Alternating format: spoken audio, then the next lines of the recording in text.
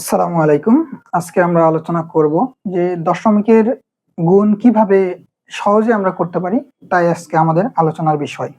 তো আমরা সুন্দরভাবে আলোচনা করি, দেখি আমরা কিভাবে দশমিকের অঙ্কগুলো আমরা খুব সহজে এবং দ্রুত করতে পারি। বিভিন্ন চাকরি পরীক্ষায় কিন্তু এই দশমিকের অঙ্কগুলো কিন্তু চলে আসে, হ্যাঁ? তো আমরা যেটা করব দশমিকের অঙ্কের ক্ষেত্রে আমরা একটা সহজ পদ্ধতি এখানে অবলম্বন করব, সেটা হচ্ছে যে পয়েন্ট আছে, হ্যাঁ, আমরা ১ নম্বরটা দিয়ে এই যে পয়েন্ট আছে, এই তো এখানে একটা পয়েন্ট আছে। তো দশমিকের অঙ্কের ক্ষেত্রে মানে গুণের ক্ষেত্রে আমরা যেটা করব, এই যে এখানে দশমিকের পরে কয়টা অঙ্ক আছে? ২টা অঙ্ক আছে, ওকে? এখানে একটা আছে। তাহলে আমাদেরকে এটা ভেবে নিতে হবে যে হচ্ছে এখানে একটা, এখানে ২টা আছে। তাহলে এই ১ আর ২ যোগ করলে হবে ৩টা। তার মানে পয়েন্টের পর ৩টা অংশ আসবে। তারপরে যেটা করতে হবে, এই যে সংখ্যাগুলো থাকবে এখানে, সেগুলো দিয়ে গুণ করতে হবে। তাহলে ১ দিয়ে একক গুণ করলে কত হবে? অবশ্যই ১ হবে। তাহলে এখানে কয়টা সংখ্যা থাকবে দশমিকের পর? আমরা এখন সমান সমান দিলাম, দিয়ে এটা তো থাকবে, অবশ্যই এটা থাকবে। তারপরে দশমিকের পর আমরা বললাম যে দশমিকের পরে যে যতগুলো সংখ্যা থাকবে সেগুলো যোগ করতে হবে। তাহলে এখানে কয়টা আছে? ১, ২, ৩। তাহলে ৩টা দশমিকের পর ৩টা অঙ্ক বসবে এবং সর্বশেষ কোনটা বসবে? যে গুণ করে যেটা পাওয়া যাবে সেটা হচ্ছে সর্বশেষ বসবে আরকি। ওকে? তাহলে এখানে ১ দিয়ে একক গুণ করলে কত হচ্ছে? ১ হচ্ছে। তাহলে আমরা এখানে ১ম এ কি করলাম? ৩টা দশমিকের পরে যে সংখ্যাগুলো থাকবে ওগুলা যোগ করব। তাহলে এখানে ২টা সংখ্যা আছে, এখানে একটা সংখ্যা আছে। তাহলে ৩ ঘর, অর্থাৎ অ্যান্সারে গিয়ে কি হবে?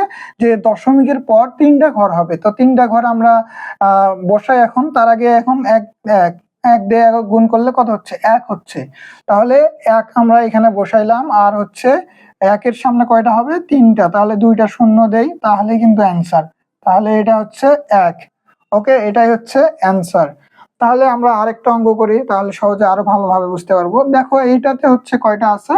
দশমিকের পরে কয়টা আছে অঙ্ক? এখানে ৩টা, এখানে একটা, ৪টা। তাহলে অ্যান্সার হবে কি?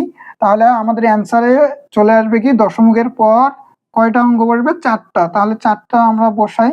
০, ০, ০ আর ১ দিয়ে একক গুণ করলে কত হচ্ছে? ১ হচ্ছে। এটাই অ্যান্সার। ওকে? তারপরে আমরা আরেকটা অঙ্ক যদি দেখি, এটার ক্ষেত্রে দেখা যাক। এইটার ক্ষেত্রেও দেখি আমরা দশমিকের পর এখানে একটা অঙ্ক আছে, এখানে ৩টা অঙ্ক আছে, এখানেও কিন্তু ৪টা আছে।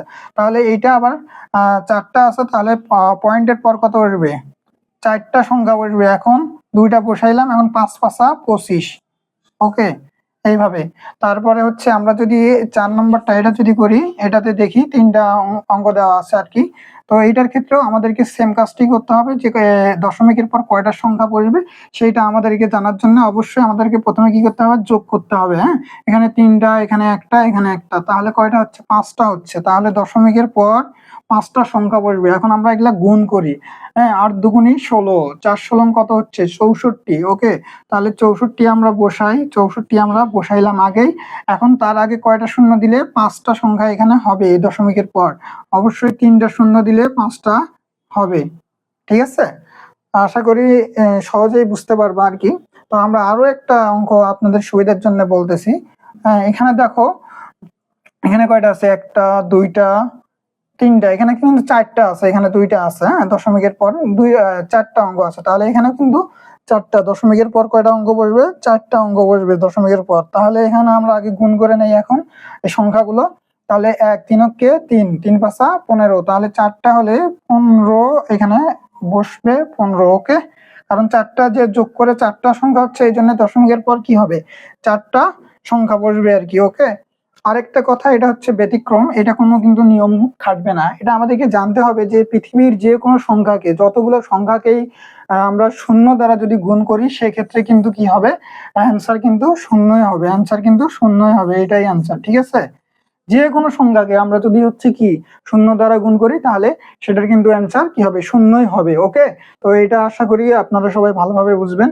তো দশমিকের অংশ গুণ গুণ এভাবে করলে আর কি খুব সহজে আপনারা করতে পারবেন এবং খুব কম সময়ে করতে পারবেন। তো আশা করি আপনারা সকলেই অঙ্কগুলো বুঝেছেন।